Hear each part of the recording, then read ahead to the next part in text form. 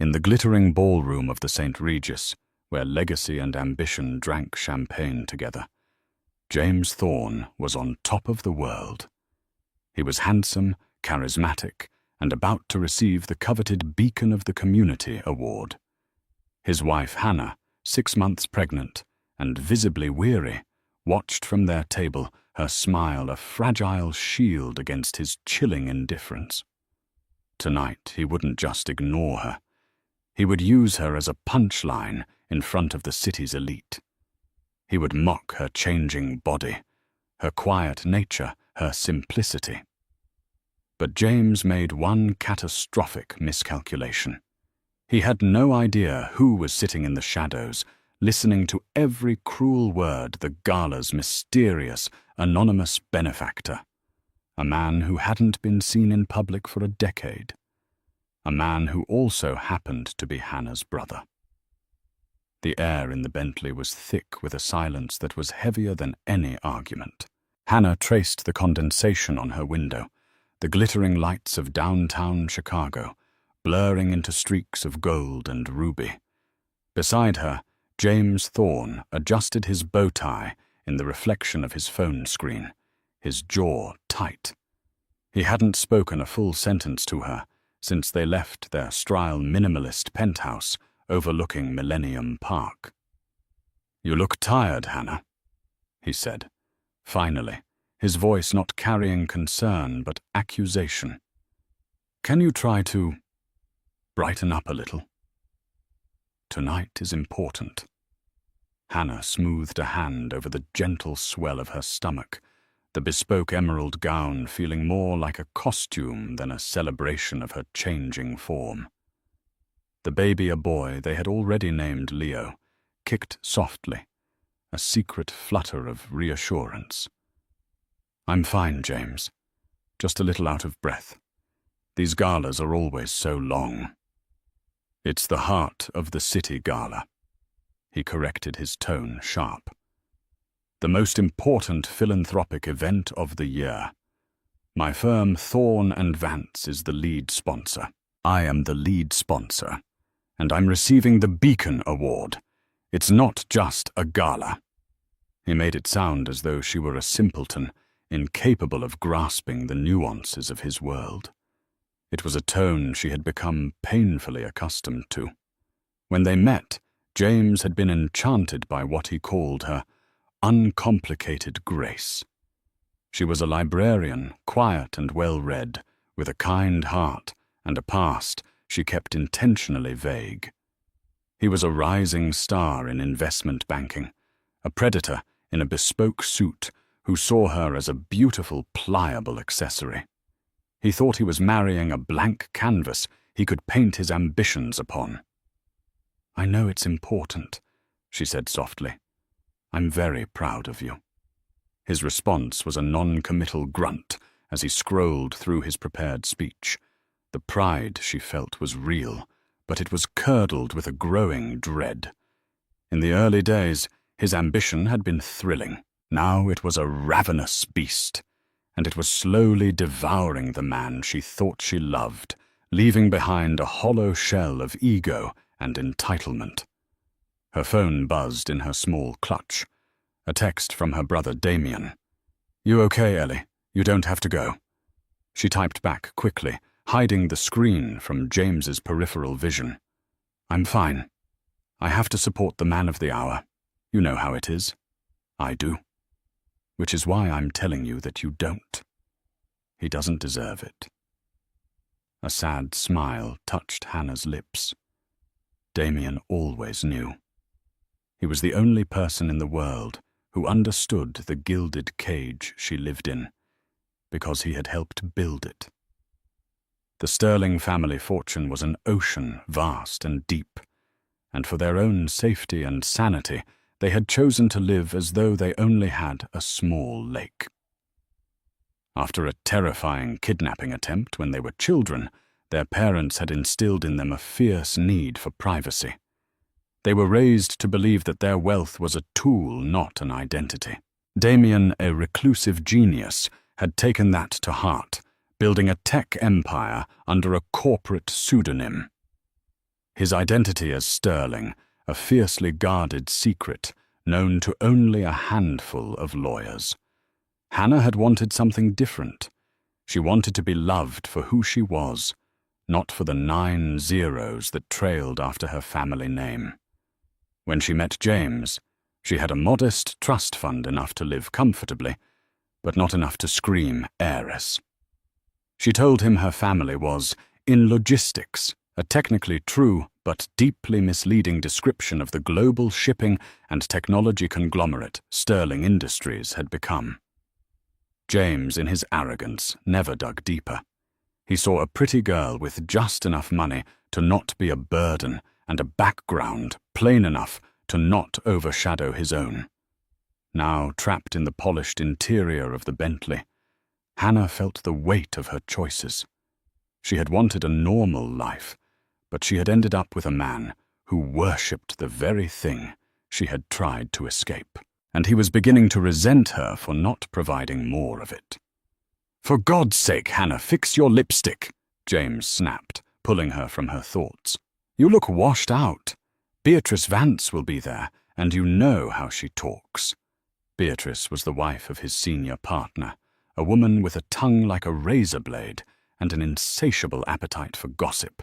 Hannah swallowed the lump in her throat, pulled a tube of Chanel lipstick from her clutch, and painted on a smile she didn't feel the reflection in the compact, showing a woman she barely recognized. The car pulled up to the grand entrance of the St. Regis Hotel, and as the valet opened her door, Hannah took a deep breath, preparing to step onto the stage of her husband's grandest performance. The grand ballroom of the St. Regis was a symphony of excess. Crystal chandeliers, each the size of a small car, dripped light onto a sea of tuxedos and designer gowns. The air hummed with the self-important chatter of Chicago's financial elite. The clinking of glasses, a constant tinkling applause for their own success.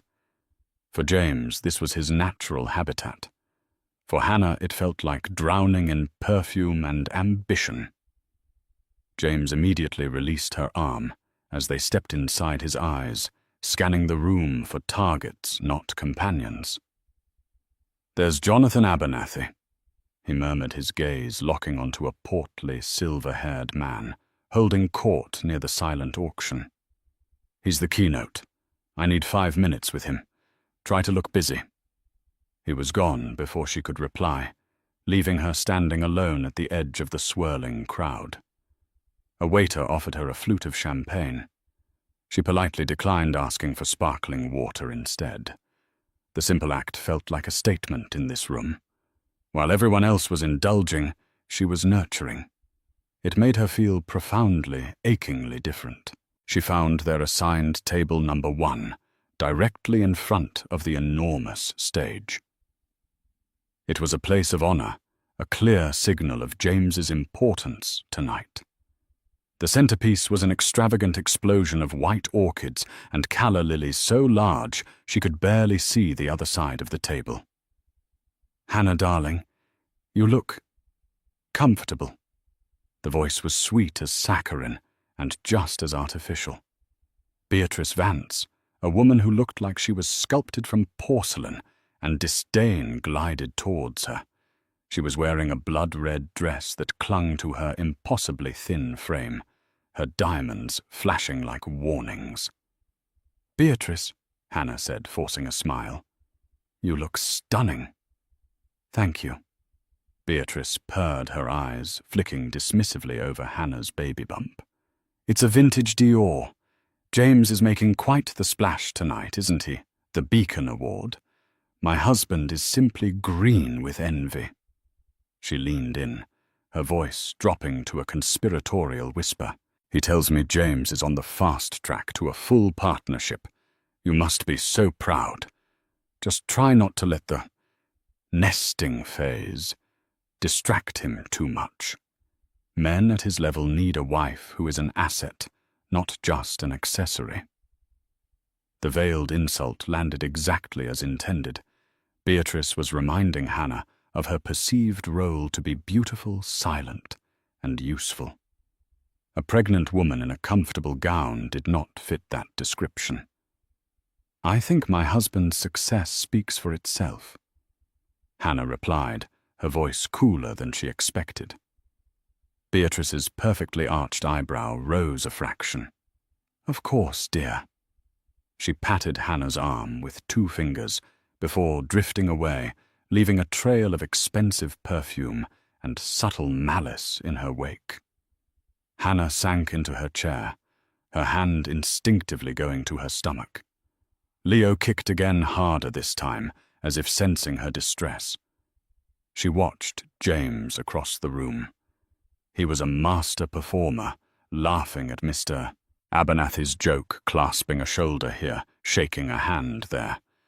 He looked powerful, charming, every bit the man of the hour. But she saw the truth.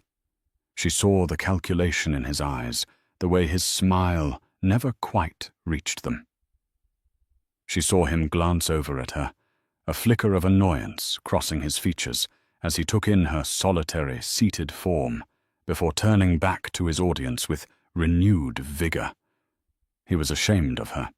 The realization hit her not like a lightning bolt, but like the slow, creeping chill of a winter evening. In the beginning he had paraded her like a trophy. Now, pregnant and less ornamental, she was a liability. The lights in the ballroom began to dim, and a smooth, professional voice filled the air. "Ladies and gentlemen, if you would please take your seats, our program is about to begin." James finally returned to the table, his face flushed with excitement. He sat down without looking at her. "Abernathy loves the pitch," he said, straightening his cutlery. "He's practically guaranteed my seat on the board for the new tech fund." "That's wonderful, James," she said, trying to inject some enthusiasm into her voice. "It is," he said, finally turning to her. His eyes were cold. "So please, Hannah, when I go up there, I want you to smile. Look at me like you're the luckiest woman in the world. Can you do that for me?" It wasn't a request. It was an order. He was scripting her role in his play, and she was expected to perform it without flaw. She nodded her throat tight to the beautiful ballroom, suddenly feeling like a courtroom where she was about to be judged. The host, a local news anchor, began the proceedings talking about the charity, the lives they were changing. Then he moved on to the awards. "And now," the host boomed, "to present the 2025 Beacon of the Community Award to a man whose dedication and vision have been an inspiration to us all. It's James Thorne." A warm spotlight hit their table as a wave of applause washed over them. James stood up, buttoning his jacket. He leaned down, his lips close to her ear, his voice a venomous whisper. "Don't forget to smile." Then he turned, gave her a dazzling public smile for the benefit of the cameras, and walked towards the stage. Hannah watched him go, her heart a cold, heavy stone in her chest. She arranged her face into the requested expression of adoration, feeling like the biggest fraud in the room. The spotlight followed James as he bounded onto the stage, radiating a confidence that bordered on arrogance.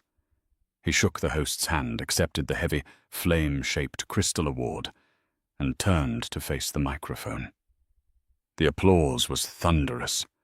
From the audience he looked like a king surveying his kingdom. "Thank you," he began, his voice smooth and practiced, resonating through the ballroom. "Thank you all. I'm truly humbled." Hannah watched her painted-on smile, feeling stiff and unnatural. She felt the eyes of hundreds of people on her, the wife of the great man. She was part of the tableau, the silent, supportive figure in the background of his success story. James launched into his speech, a well-rehearsed ode to corporate responsibility and the spirit of Chicago. He thanked his firm, his partners, and his mentor, Mr. Abernathy, who gave a gracious nod from the head table. He was charming, witty, and hit all the right notes. The crowd was captivated. But we all know," he continued, a playful glint in his eye, "that success isn't built in a boardroom. It's built at home.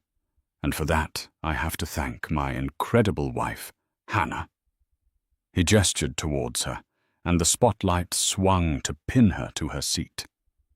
A fresh wave of polite applause rippled through the room. Hannah's smile faltered for a second as the heat of the light washed over her. She felt exposed, vulnerable. "She's been my rock," James said, his tone shifting. It was a subtle change, but Hannah felt it instantly. The sincerity was gone, replaced by something slick and performative. And lately she's taken the term rock quite literally. She's been expanding in her role. A few scattered, uncertain chuckles came from the audience. Hannah's blood ran cold. He couldn't be. Not here. Not now.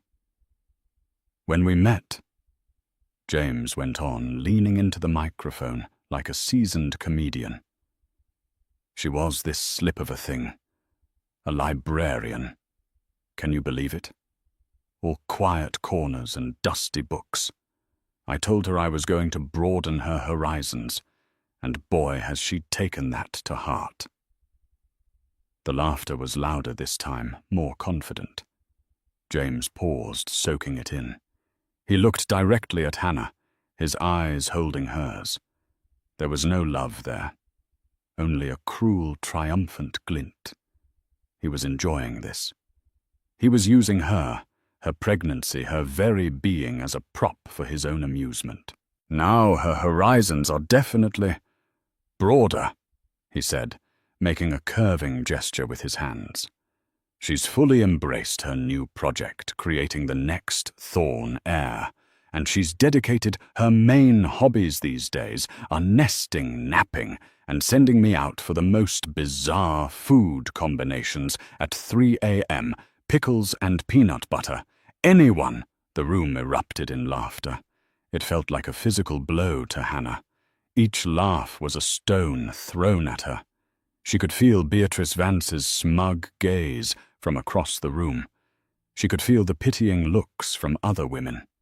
Her cheeks burned with a shame so intense it was dizzying. He was reducing her to a caricature, a walking, waddling pregnancy cliché, stripping away her dignity one punchline at a time. "But I love her for it," he said, the words dripping with insincerity. "She keeps me grounded. While I'm out here trying to change the world, she's at home figuring out which shade of beige is best for the nursery. It's all about balance, you see." He was painting her as a simple domestic creature, entirely separate from his world of power and influence. It was a calculated move to reinforce his own image as the sole architect of their success, while diminishing her to the point of invisibility. Every word was a betrayal, a public stoning disguised as a light-hearted tribute. Tears pricked at the corners of Hannah's eyes, hot and stinging. She fought them back, refusing to give him the satisfaction of seeing her cry. She kept the smile plastered on her face, a grotesque mask of spousal pride, while inside her world was shattering. The man she had married, the man whose child she was carrying, was capable of this. He could stand on a stage under the adoring gaze of his peers and casually, cruelly dismantle the person he had vowed to protect. He finished his speech to another round of thunderous applause. "To my beautiful blossoming wife, Hannah. Thank you for everything." He raised the crystal award in a toast to her, the ultimate insult. The spotlight left her, and she was plunged back into the relative darkness of the ballroom, but the burning shame remained. She felt hundreds of pairs of eyes on her, some amused, some pitying, all judging.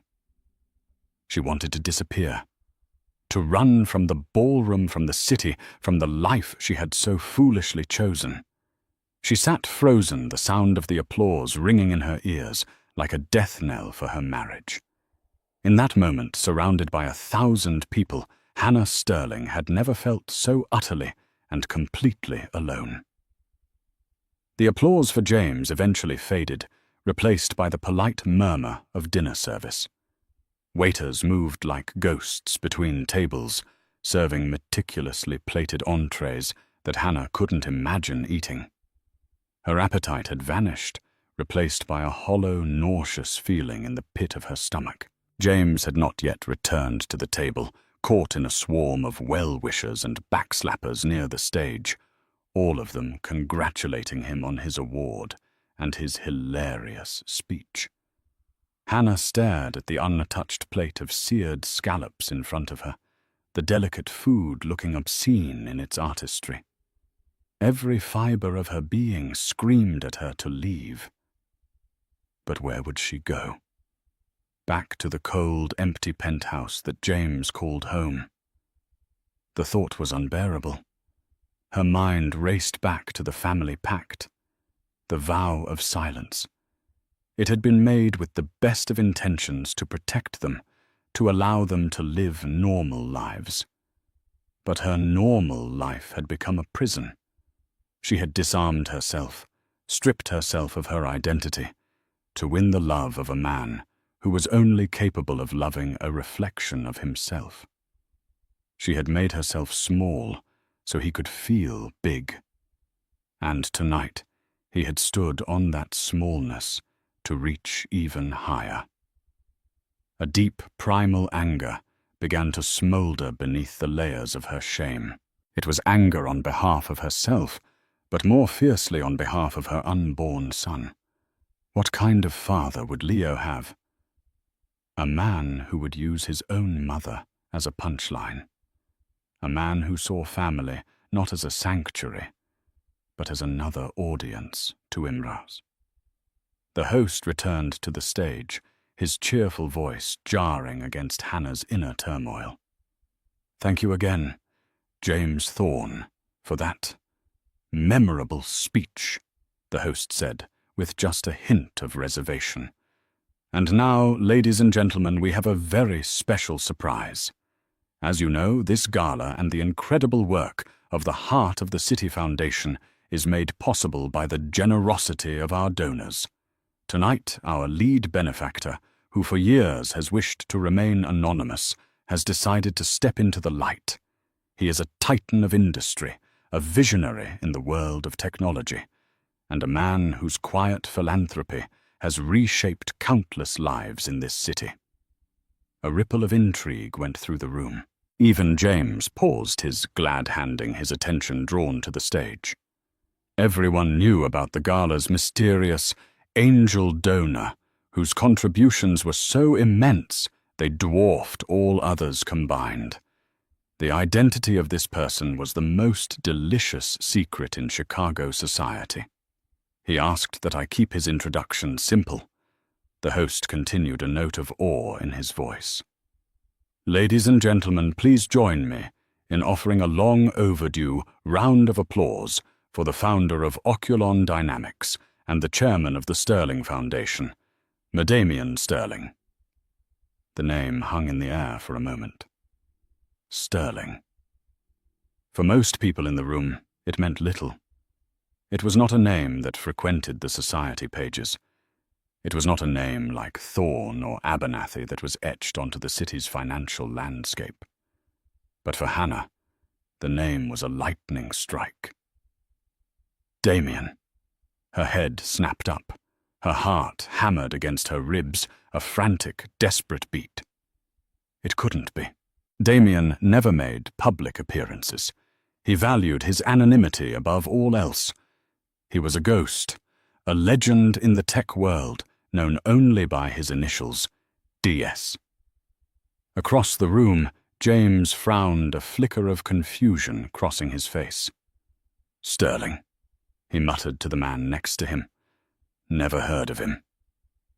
Then from a dimly lit alcove near the side of the ballroom, a figure emerged. He wasn't tall or imposing. He wore a simple, impeccably tailored charcoal suit, no tie, the top button of his white shirt undone. His dark hair was slightly unkempt, and his face, which was usually softened by a wry smile when he was with her, was a mask of cold fury. He moved with a quiet, deliberate grace, his eyes fixed on the stage. Hannah stopped breathing. It was him. It was her brother. He had texted her, "You don't have to go." He knew what James was. He must have been here the whole time, watching from the shadows, watching and listening to every single word of James's cruel performance. Damien walked past the head table, past the gawking faces of Jonathan Abernathy and Beatrice Vance, and ascended the small set of stairs to the stage. He didn't look at the audience. He walked directly to the host, shook his hand firmly, and took the microphone. The room was utterly silent. The air crackled with anticipation. A man no one knew had just been introduced as the most powerful benefactor in the room, and he looked nothing like they expected. Damien Sterling stood at the podium, his calm demeanor a stark contrast to the emotional storm brewing within him. He adjusted the microphone, the small sound echoing in the cavernous, silent hall. And then his gaze swept across the room and landed directly on Hannah. In his eyes she saw a decade of unspoken promises, a lifetime of fierce protective love. Then his eyes shifted, moving to table 1, and settled on James Thorne, who was now staring back, a dawning look of bewildered apprehension on his handsome face. The reckoning had arrived. Damien let the silence hang in the air for a long moment, a deliberate, calculated pause that drew every eye, every ounce of attention in the room, directly to him. He didn't have James's slick, practiced charisma. He had something far more potent, an aura of absolute, unshakable authority. When he finally spoke, his voice was quiet, yet it carried to every corner of the ballroom clear as a bell. "Good evening," he began. "I apologize for the unexpected nature of my appearance tonight. For a long time, I've believed that philanthropy should be a quiet conversation between a person's conscience and their community. But tonight, something compelled me to speak up." His gaze flickered back to James, who was now standing awkwardly halfway between the crowd of his admirers and his table. "Mr. Thorne," Damien said, his voice dropping a register, becoming harder, colder. "You gave quite a speech just now. Witty, entertaining. You received the Beacon of the Community Award. A beacon is supposed to be a source of light, of guidance, of hope. I find myself questioning if you truly understand what that means." James's confident smirk wavered. A murmur rippled through the audience. This was not the standard fawning speech of a donor. This was a confrontation. "You spoke at length about your wife." Damien continued, his grip on the microphone tightening almost imperceptibly. "You shared some intimate anecdotes. You held her up for our amusement." He paused again, letting the words sink in. He turned his head slightly, his eyes finding Hannah's. He gave her the smallest, most reassuring of nods, a silent message that said, "I'm here. It's over." Then he turned his full attention back to James, and the quiet authority in his voice was replaced by a steel edge. "What you failed to mention, Mr. Thorne, what you have apparently failed to grasp in the entire time you have known her, is the truth of who she is." Damien's eyes scanned the room, from Mr. Abernathy's confused, stern face to Beatrice Vance's rapt, hungry expression. "You see the woman you so casually mocked tonight, the woman you painted as a simple domestic accessory to your grand ambitions. That woman is Hannah Sterling." A collective audible gasp swept through the ballroom. The name which had been meaningless moments before was now a thunderclap. "Sterling, like Damien Sterling." "She is my sister," Damien stated, his voice ringing with absolute finality. The world tilted on its axis for James Thorne. His face, which had been flushed with triumph, went slack. The colour drained from it, leaving a pasty, sickly white. His eyes darted from Damien on the stage to Hannah at the table, his mind frantically trying to connect the dots. The librarian. The simple girl. Sterling. It was impossible. It was a joke. But one look at the stony, furious expression on Damien's face and the quiet, heart-breakingly resolute look on Hannah's told him it was no joke. It was a nightmare. "My sister." Damien's voice boomed now, filled with a righteous fury that he had clearly kept leashed for years, "is the co-heir to the Sterling Industries fortune. A fortune that, I assure you, makes the combined net worth of everyone in this room look like a rounding error. She is not the wife of the man of the hour. Mr. Thorne, you are, and have always been, the husband of the woman of the century." The shock in the room was palpable. You could hear champagne glasses being set down, forks clattering onto plates.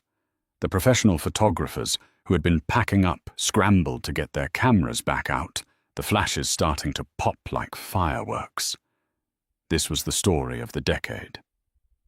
"My family values privacy," Damien explained, his voice softening slightly as he looked at Hannah again. "We have always valued it above all else. We believe a person's worth is in their character, not their bank account. My sister, in her infinite grace and optimism, wanted to be loved for herself. She wanted a man who would see the light inside her, not the gold that surrounds her. She chose you, Mr. Thorne. She saw something in you that I must confess I never did." He let that indictment hang in the air. "She gave you her heart, her trust, and her loyalty, and in return you gave her your contempt. You stood on this very stage and used her pregnancy, the most sacred and beautiful journey of her life, as fodder for cheap laughs, to impress a room full of people whose approval you so desperately crave." James was frozen, a statue of pure horror. His mouth opened and closed, but no sound came out. His entire world, his carefully constructed reality, had been demolished in less than 2 minutes. He was not the powerful man who had married down. He was the court jester who had unknowingly married the princess and then proceeded to mock her in front of the entire kingdom. And her brother the king was now holding his life in the palm of his hand. The ballroom, once a sea of polite applause and appreciative laughter for James, had transformed into a silent, gaping arena. Every eye was fixed on the drama unfolding, the air thick with the scandal of it all. James Thorne, the newly crowned beacon of the community, was being publicly dismantled, and no one could look away. Damien Sterling, however, was just getting started. He wasn't a man given to histrionics. His anger was a cold, precise instrument, and he wielded it with devastating skill. "Mr. Thorne is a man who understands assets," Damien said, his voice calm and level, like a surgeon discussing an operation. "He is an investment banker after all. He assesses value. So let's talk about value." He looked toward the head table, his eyes locking with Jonathan Abernathy's. "Mr. Abernathy, I'm sure you believe James Thorne to be one of your firm's greatest assets, a real rainmaker, but I wonder if you're aware of the source of his seed capital." Abernathy leaned forward, his face a grim mask.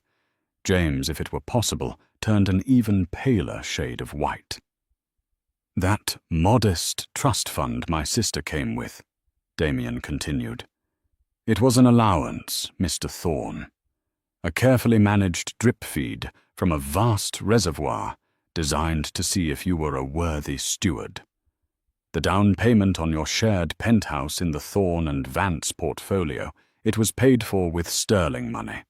The $500,000 investment that launched your personal hedge fund 2 years ago, the one that gave you the credibility to make partner." That was sterling money. The charitable donation of $1 million that your firm made in your name to this very foundation.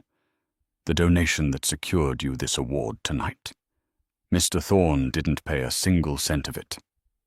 Damien paused, letting the revelation sink in. My sister authorized that donation from her personal accounts because she believed in the cause, and she wanted so desperately to believe in you. She wanted to help build you up. She thought your success would bring you happiness, and that you would share it with her. He shook his head, a look of profound disappointment on his face. You haven't been building a career, Mr. Thorne. You've been living on a subsidy. You're not a self-made man. You are a project my sister funded, and I am here tonight to tell you that your funding has been officially and irrevocably terminated. The sound that escaped James's throat was a strangled gasp. He looked desperately toward Mr. Abernathy, his boss, his mentor. Abernathy's face was like granite. He stared at James with an expression of pure, unadulterated contempt. The lie was one thing. The public humiliation for the firm was unforgivable. Damien wasn't finished. His final move was not one of destruction, but of creation. The Sterling Foundation is the largest philanthropic organization you've never heard of, he announced to the stunned room. Tonight we are launching a new public-facing initiative, a $50 billion fund dedicated to supporting women's health, early childhood education, and shelters for domestic abuse victims across North America. It will be one of the largest private endowments in the world. He turned his gaze back to Hannah, and for the first time a genuine warmth filled his voice, a deep well of love and pride. And I can think of no one better to lead it. I am thrilled to announce the appointment of the first president and chairwoman of the Sterling North American Foundation, Ms. Hannah Sterling. The room erupted in a cacophony of gasps and frantic whispers. In one move, Damien had not only destroyed James, he had elevated Hannah to a position of immense power and influence, a role far grander than any James could have ever dreamed of for himself. He had taken the woman James painted as a simple-minded nester and revealed her as a queen, handing her a kingdom. Now it was Hannah's turn. Throughout Damien's speech, she had sat absorbing the shock, the vindication, the overwhelming love from her brother. The shame that had burned her cheeks was gone, replaced by a cool, clear certainty. The tears she had fought back were gone too. Her eyes were dry and steady. Slowly, gracefully, she rose to her feet. The emerald dress no longer felt like a costume. It felt like armor. She smoothed a hand over her baby bump, a gesture not of weariness but of strength. She was not just Hannah anymore. She was a mother, a leader, and sterling. James, finally jolted from his paralysis by the sight of her standing, took a stumbling step towards their table. "Hannah," he croaked, his voice pathetic and pleading. "Hannah, I can explain. It was a joke. A stupid joke." Hannah looked at him. She looked at the man she had loved, the man who had just publicly humiliated her, now reduced to a begging, broken shell. There was no hatred in her gaze. There wasn't even anger anymore. There was only a profound, bottomless pity. She didn't say a word. She simply held his gaze for a moment, then gave him a small, final shake of her head. With all the dignity in the world, she turned her back on him. She walked toward the stage, toward her brother, and toward the first day of her new life, leaving James Thorne utterly and completely alone in the ruins of his own making. The walk to the stage felt like the longest and shortest journey of Hannah's life. The whispers and stares of the crowd seemed to fade into a distant hum. The only thing she saw was Damien standing by the podium, his hand outstretched towards her.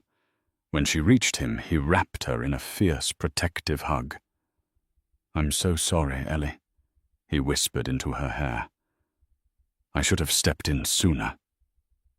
You stepped in at exactly the right time, she whispered back, a single grateful tear finally tracing a path down her cheek. Behind them, the scene at table 1 was one of quiet, brutal implosion.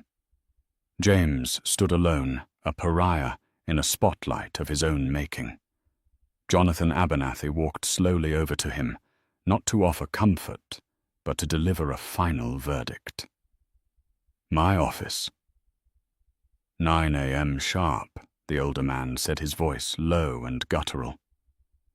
Bring your resignation.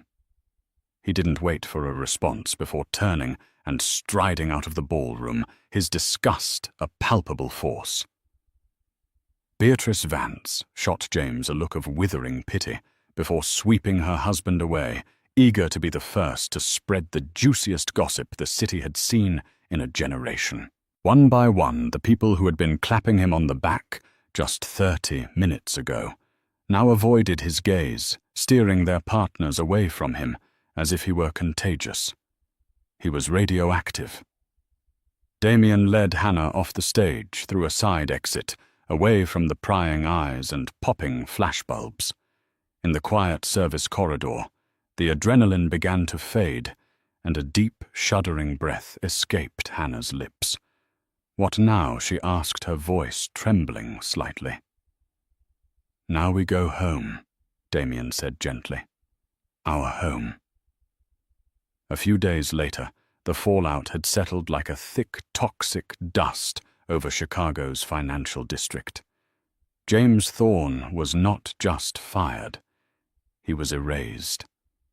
Thorne and Vance had issued a public statement condemning his gross misrepresentation of his contributions and his appalling lack of personal integrity. His name was being stripped from the firm. His accounts, so deeply entangled with Hannah's funds, were frozen pending a forensic audit. The divorce papers had been filed by Sterling's notoriously ruthless legal team, citing irreconcilable differences and emotional cruelty. James Thorne. The man who had everything was left with nothing but his expensive suits and the public shame that now clung to him like a shroud. Hannah, meanwhile, was not in their penthouse. She was in the sprawling, elegant lakefront estate in Lake Forest, where she and Damien had grown up, a place she hadn't seen in years. The air smelled of old books and fresh lake breezes. For the first time in her marriage, she felt like she could breathe. She sat with Damien in the sun-drenched library, a laptop open in front of her. She was already reading preliminary proposals for the new foundation, her mind sharp and engaged in a way it hadn't been for years. The role of librarian had been a comfort, a quiet place to hide. The role of chairwoman felt like a calling. "Are you sure about this?" Ellie Damien asked, watching her. "It's a huge responsibility. You don't have to do it. You don't have to do anything." Hannah looked up from the screen, a genuine smile gracing her lips. It was the first real smile she'd felt in months. She placed a hand on her stomach, where Leo was kicking contentedly. "I have to," she said, her voice clear and strong. "I'm not just doing it for me. I'm doing it for him." She looked around the library at the legacy of her family, a legacy of quiet strength and profound responsibility. "I spent so long trying to be small, trying to hide from this. I thought that's what love required. But I was wrong." She had learned a brutal lesson. True partnership wasn't about one person diminishing themselves for the other. It was about two people building something bigger together. James had never been interested in building with her. He had only wanted to build upon her. "He thought I was his foundation," she said softly, more to herself than to Damien. He was right. But he forgot that a foundation can also be reclaimed to build something new. Her new life was just beginning. It wouldn't be the simple, normal life she had once craved, but it would be hers. A life of purpose, power, and integrity. A life where she would teach her son that a person's true worth is not measured by the applause they receive, but by the dignity with which they treat others. The gilded cage was broken, and she was finally, truly free. 3 months passed. The Chicago winter had given way to a tentative spring, but Hannah had hardly noticed. Her world had become a whirlwind of boardrooms, financial statements, and philanthropic strategy. The sterling North American Foundation wasn't an office. It was an institution occupying the top 5 floors of a sleek glass tower on Wacker Drive. Her corner office offered a panoramic view of the Chicago River, a constant flowing reminder that life moved on. The role of chairwoman was not the ceremonial position she had secretly feared it might be. Damien had ensured it came with real power, and with that power came a crushing weight of expectation. Her initial days were a blur of overwhelming information. She was no longer just dealing with the Dewey Decimal System. She was grappling with billion-dollar endowments, intricate tax laws, and the heartbreakingly complex logistics of large-scale social intervention. Imposter syndrome was a constant unwelcome companion. The board members, while publicly deferential to Ms. Sterling, were seasoned veterans of finance and non-profit work. She could feel their unspoken questions hanging in the air during every meeting. Is she just a figurehead? Is this just the billionaire brother's pet project for his wronged sister? The heart of this skepticism was a woman named Evelyn Reed. Evelyn was the Foundation's chief operating officer, a sharp, pragmatic woman in her late 60s with a severe silver bob and an even more severe gaze. She had been with the Sterling Foundation's private arm for 30 years and knew its inner workings better than anyone. She was not cruel like Beatrice Vance, but she was entirely unsentimental. She dealt in data results and efficiency, and she made it subtly clear that she was not yet convinced of Hannah's qualifications. The battle of wills came to a head during a budget allocation meeting for the first fiscal quarter. The agenda item was a $5 million discretionary grant for a new women's shelter initiative. The board's advisory committee had recommended a safe, prestigious recipient, a new wing for the sociology department at the University of Chicago dedicated to studying the effects of domestic violence. It was a solid, reputable choice that would generate good press and academic papers. Hannah had a different idea. Her own team of researchers, a group she had hand-picked for their on-the-ground experience, had identified a coalition of small, struggling grassroots shelters in the city's most underserved neighborhoods. These places were underfunded and overlooked.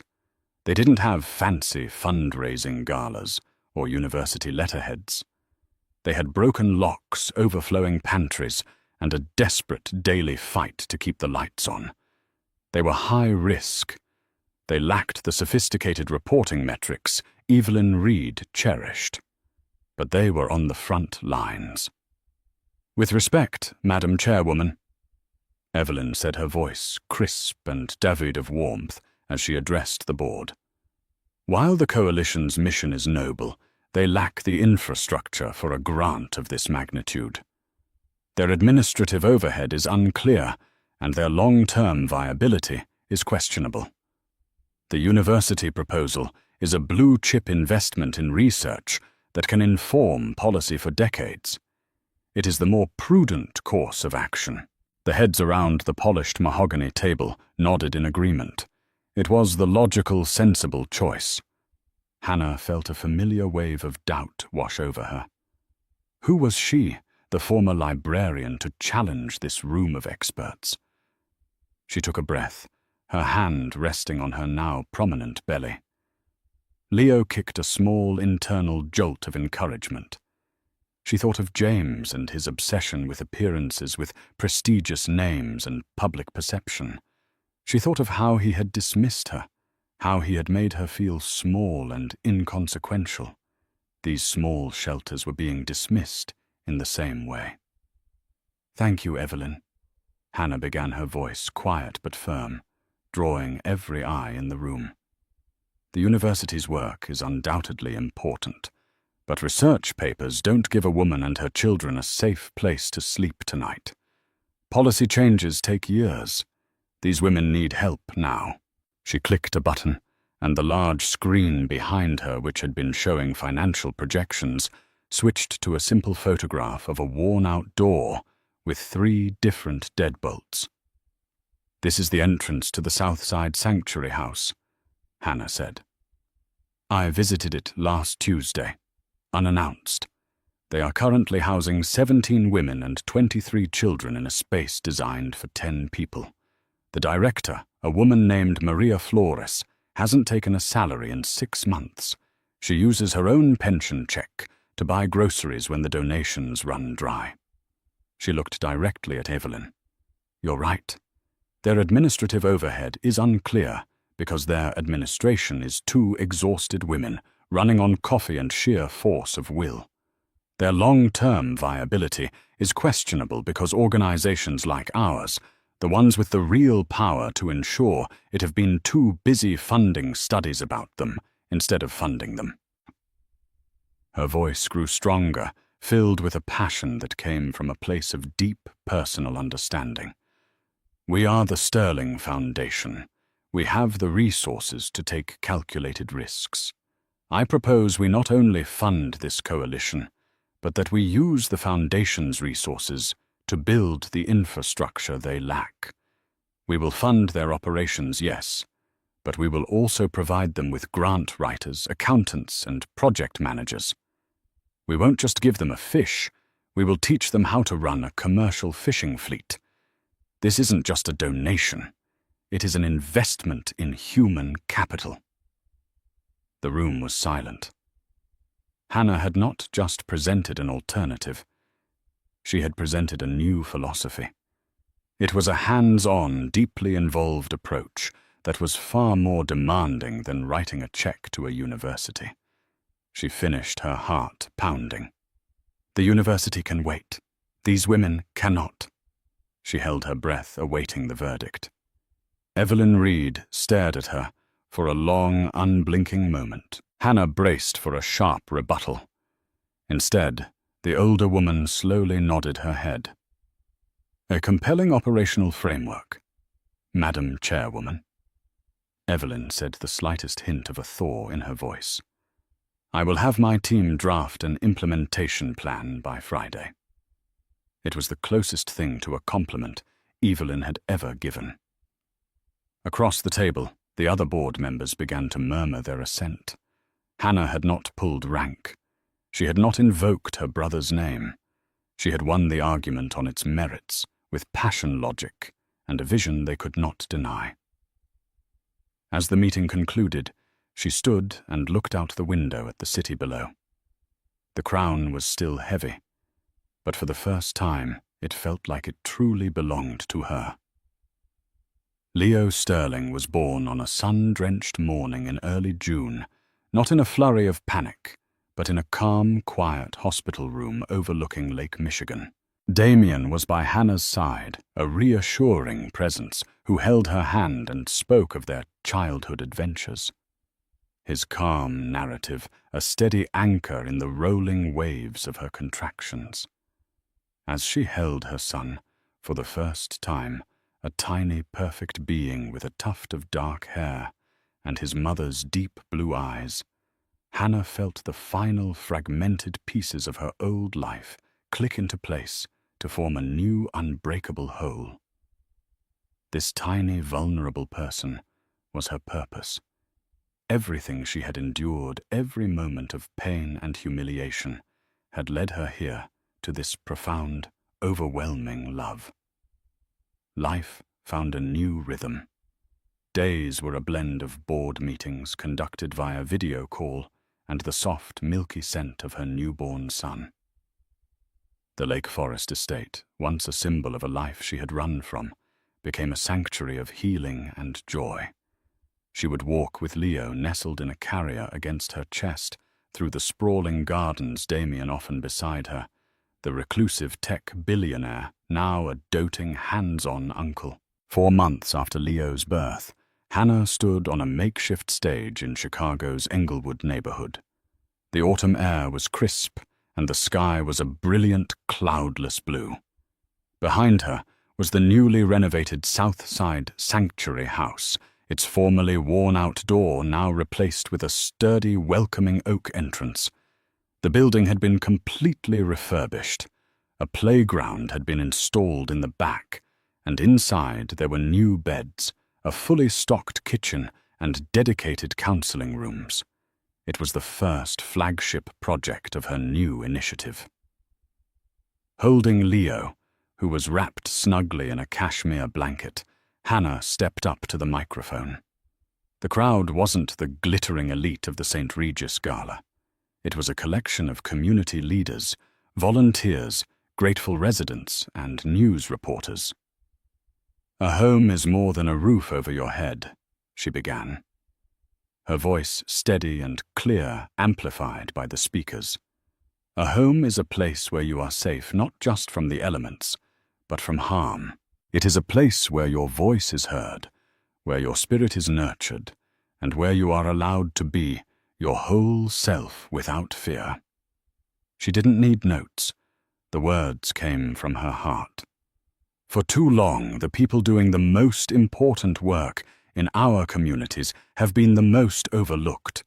They have been forced to fight for scraps to justify their existence, while their mission is the most vital one there is to provide sanctuary. Today that changes. The Sterling Foundation is making a promise not just to this house, but to dozens like it across the country. We will not just be your donors. We will be your partners, your champions, because we believe that the strength of a city is not measured by the height of its skyscrapers, but by how it cares for its most vulnerable. As she spoke, she saw a flicker of movement at the edge of the press corps. A local news van was parked across the street. Leaning against it, half hidden in the shadows, was a man. He was thinner, his expensive suit replaced by a rumpled polo shirt and ill-fitting khakis. His face was gaunt, his shoulders slumped in defeat. It was James. Their eyes met for a fleeting second across the distance. There was no recognition in his gaze, just the dull, vacant stare of a man observing a local news event he was likely being paid a pittance to cover as a freelance cameraman. He had no idea who she was. The powerful, radiant woman on the stage, holding her child and commanding the attention of the city, was a stranger to him. A year ago, that sight would have filled her with a bitter sense of triumph. Now she felt nothing. Not anger, not pity, not even satisfaction. He was simply a ghost, a footnote in a chapter of her life that was now firmly closed. He had not just lost his wealth and status, he had lost his relevance in her world entirely. She turned her attention back to the crowd, to the hopeful faces of the women and children her work would now protect. She finished her speech to warm, heartfelt applause. Maria Flores, the shelter's director, hugged her with tears in her eyes. Later that evening, back at the estate, Hannah sat by the fireplace, rocking a sleeping Leo in her arms. Damien sat opposite her, reading a book. The silence was comfortable, peaceful. She looked down at her son's face, at the legacy of the Sterling name now resting on his tiny shoulders. But it was a legacy she had redefined. It was no longer about hiding from the world, but about actively shaping it for the better. James had mocked her for nesting, for creating a home. He never understood that from the quietest nests, the strongest eagles learn to fly. And Hannah Sterling was finally soaring. Hannah's story is a powerful reminder that our true value is never determined by someone else's opinion. It's a testament to the fact that strength often lies dormant, waiting for the right moment to emerge, and that the quietest people can have the most powerful voices. James Thorne saw his wife as an accessory, a stepping stone. And in his arrogance, he completely missed the incredible woman standing right beside him. He learned the hard way that you should never underestimate anyone, because you never know the giants who walk beside them. Her journey from humiliation to empowerment is a story for anyone who has ever felt small, overlooked, or unappreciated. It proves that the ultimate victory isn't revenge. It's reclaiming your own narrative and building a future so bright it eclipses the shadows of the past. If this story resonated with you, please hit that like button, share it with someone who might need to hear it, and don't forget to subscribe for more real-life drama and powerful storytelling. What did you think of James's downfall? Let us know in the comments below.